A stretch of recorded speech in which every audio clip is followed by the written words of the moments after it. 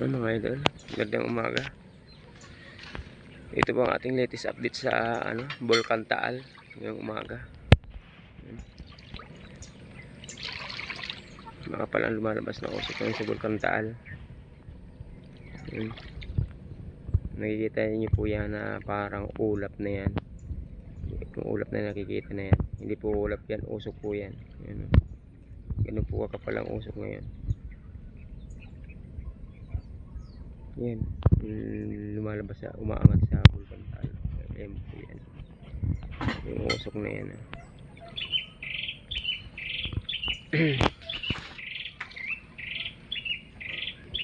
Kapal po. Yan, umaangat dahan-dahan.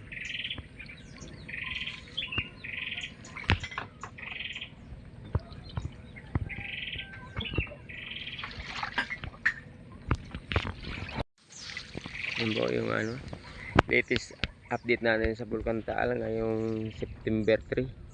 September 3 na pala, bilis ng panahon mga idol. Yung September 3, latest update natin is yan, mausok pa rin ang Bulkan Taal, makapal ang kanyang usok. At yan nga po mga idol, akala nyo makulimlim dahil nga sa kapal ng usok, para ng ulap.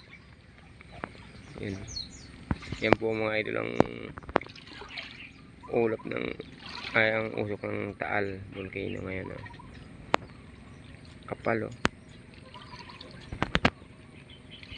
yan mga idol. Yun, umangat na ulit yan mga idol. Maraming salamat sa mga sumusuporta, sa mga nanonood sa ating mga viewers. Yan po ang ating latest update. Pinapakita ko po sa inyo yung sitwasyon ng ating Taal. Yan po ay base lamang po sa ating nakikita mga idol. Yan, maraming salamat. Hanggang sa muli, Lelo Reno mga idol.